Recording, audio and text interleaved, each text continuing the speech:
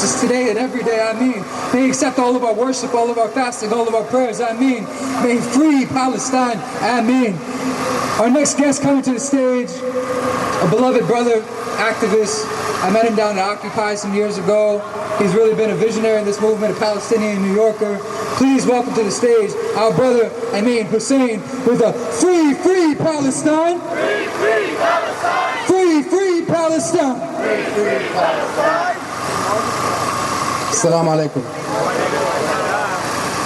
I'm going to start slow by sharing something personal, because I think that the power of struggle and resistance and perseverance, something that we have when we're fighting for justice, comes easy to us versus the people across the street who are no longer there because what sustains them is ignorance and hatred.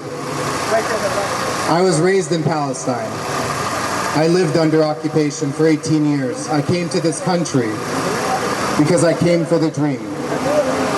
And I know, just like African Americans in this country know, that this dream was a nightmare, and that we're standing on land that is in fact occupied. We're occupying this land from indigenous people, the Lenape tribe, that has been relegated, extinct, but in fact 3% of this population in New York City is Lenape, indigenous, but we don't see them. Palestine tells us what lies in the future. This land tells us what can we expect in Palestine. And when we fight for Palestine, we're fighting for justice. But back to my story. Living for 18 years in Palestine, I was fighting in the first uprising. I was throwing rocks, Molotov cocktails, the like.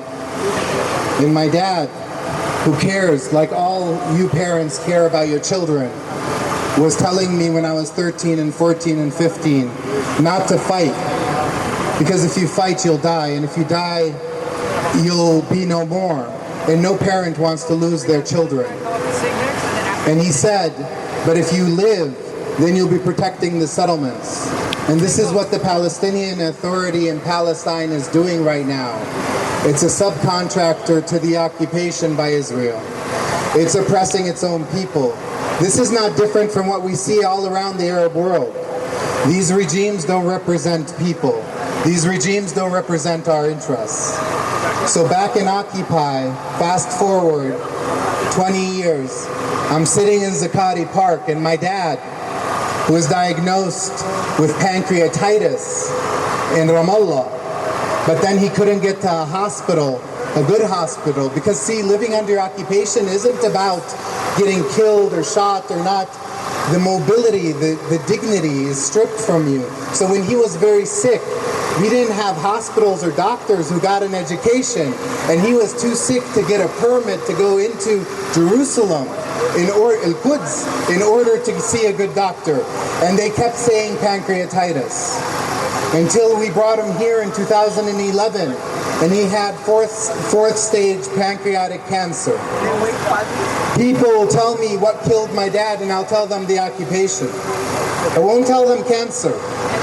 And this is what we need to know, is like the occupation is so insidious that it hurts our soul and our lives, and the damage that's being done to generations has nothing on the children that we see dying every day.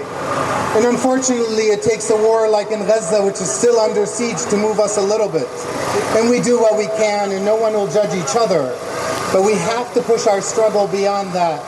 And when I saw my dad in Zakati Park, and he had 2 months left, and my dad finished 4th grade. My dad doesn't come from an educated family. He finished 4th grade. And he's like, Amin, do you remember when I was telling you in the Intifada not to fight?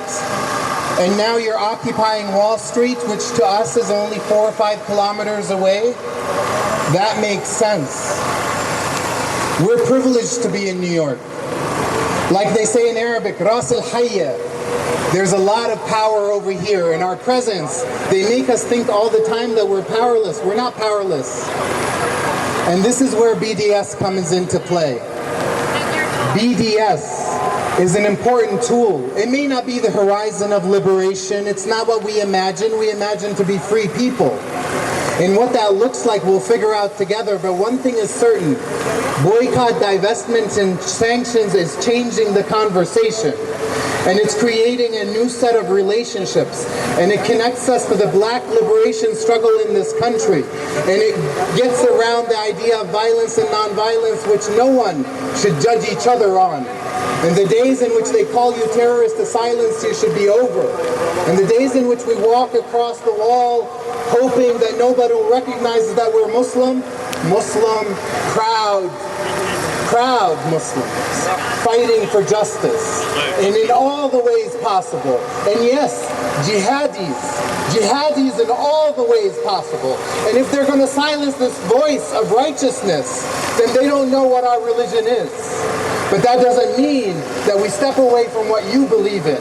And we of all religions should fight for justice. And this is the other point I'm going to bring up. The notion of there's a huge distinction between our Jews, our brothers, our sisters, our comrades, our cultural friends who are Jews, and Zionism.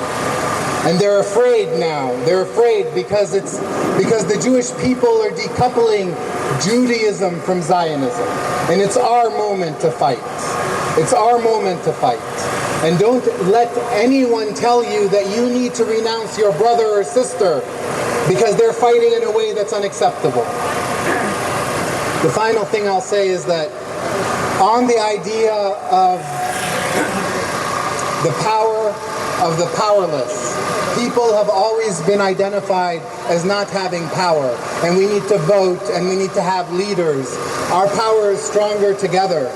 Every deli you go to has Israeli products. A conversation with a deli about why they have sabra hummus is an important conversation to have, whether you convince them no longer to have sabra hummus or not.